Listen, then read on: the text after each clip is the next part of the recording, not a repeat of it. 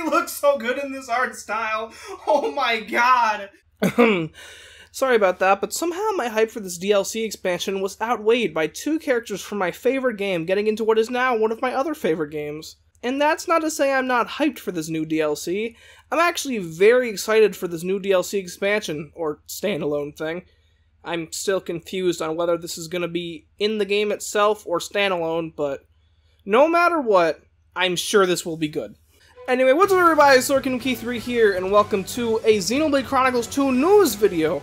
I know I haven't done one of these since the Direct way back in November, but that's because besides Blades and such, we really haven't had news about the game. But with E3 recently ending, we have some news regarding the new story DLC we were told we'd be getting in the fall, thanks to Nintendo's E3 presentation. And it's not a continuation of the story, but rather a whole new prequel type story that will cover the Aegis War that happened in the past, titled Xenoblade Chronicles 2 Torna The Golden Country.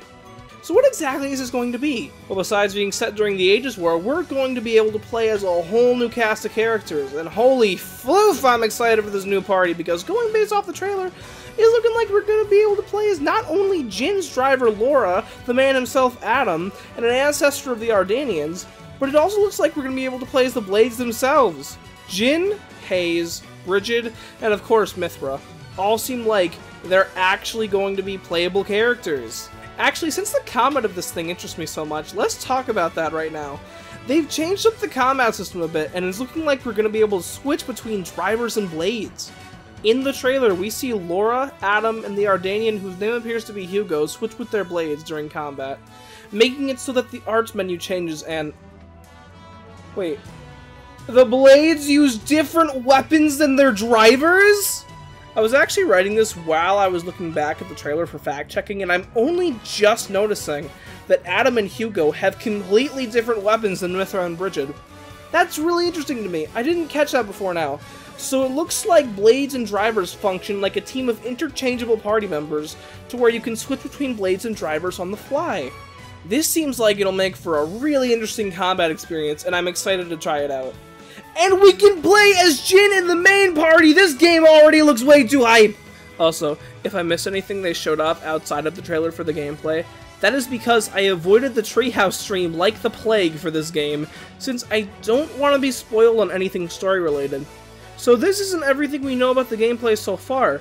This is just what I myself picked up on in the trailer. But moving on to other things, I can't tell if we're exploring what is just Torna, or if we're going to be exploring other places too.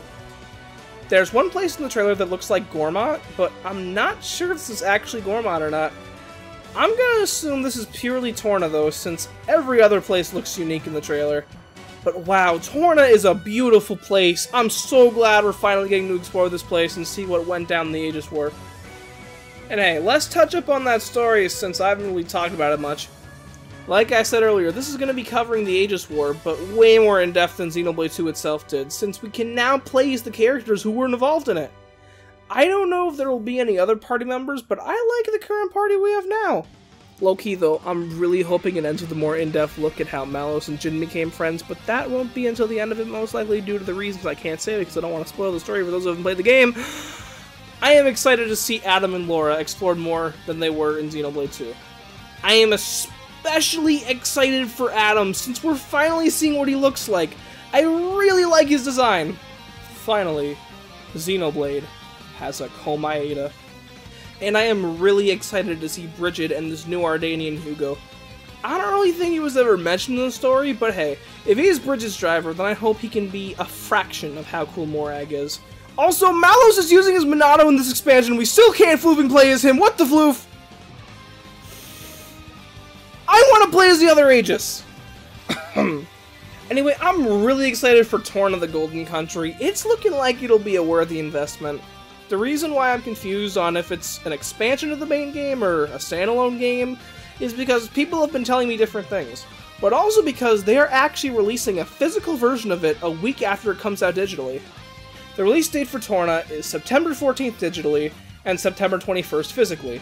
The physical version has some really nice box art, but it also comes with the expansion pass for Xenoblade 2 itself, so I'm not sure if this game will be on a cartridge, or if this is just a $10 box with a $30 expansion pass included. Either way, I'm incredibly hyped for September, and I hope to see you all enjoying this when it releases as well. Oh yeah, also, in case it wasn't obvious already, I'm definitely going to Let's Play this one. For some reason, people seemed worried that I wasn't going to, but I definitely will. I love this series too much to not share my experience with it with you all. Hey, thanks for staying to the end of the video. I know I don't usually do scripted videos like this, but I actually scripted this one in about an hour, and I'm kind of proud of it. I mean, it's nothing too big. In fact, it went way shorter than I thought it would go, but, you know, I am really happy with how this came out. I don't know if I've talked about this on the channel before, but I know I've talked about it on Twitter, but I actually have a pretty big fear of floofing, sharing my writing with people.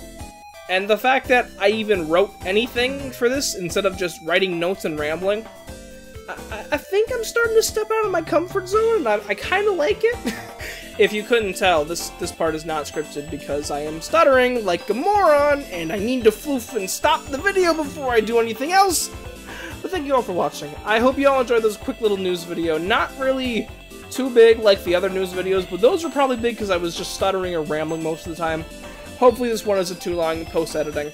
Anyway, I hope you all enjoyed this video. Make sure to leave a like if you did enjoy. Leave a comment on anything you thought at all. And subscribe for more Xenoblade 2 stuff. Hit that bell. The Let's Play is not done yet. Hit the floofing bell to get notified when I upload a new episode. But anyway, that is it for this video. Thank you all again for watching. I am Sorkin Key 3, signing off. Peace out, my little keychains, and good night!